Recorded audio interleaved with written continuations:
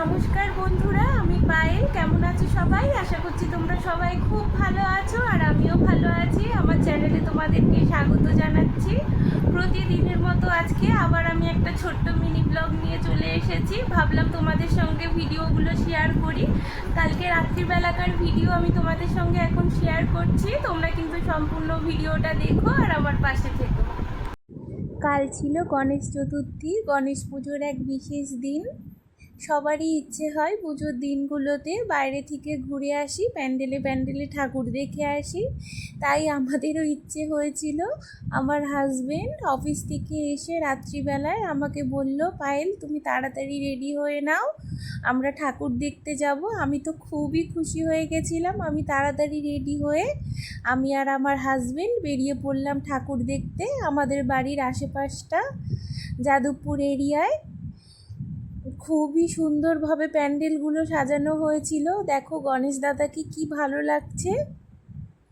আমি এই ভিডিও যেটুকুনি পেরেছি আমি তোমাদের সঙ্গে শেয়ার করছি।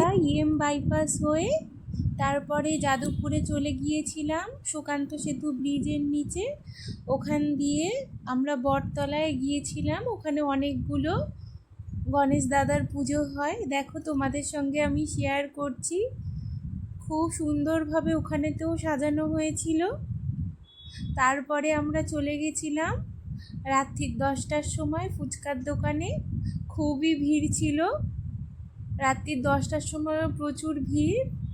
এই দোকানটা খুবই ফেমাস আমাদের এখানে বটতলায়। তারপরে ফুচকা খেয়ে আমি চলে গেলাম আইসক্রিমের দোকানে। ঝাল ঝাল ফুচকা খেয়ে আইসক্রিম খেতে কার না ভালো লাগে। তারপরে বাড়ির দিকে রওনা দিয়ে দিয়েছিলাম, বাড়ি চলে এসেছি। আমি ভিডিওটা এখানেই শেষ করছি। গণপতি বাপ্পা মোরিয়া, মঙ্গল মূর্তি মোরিয়া।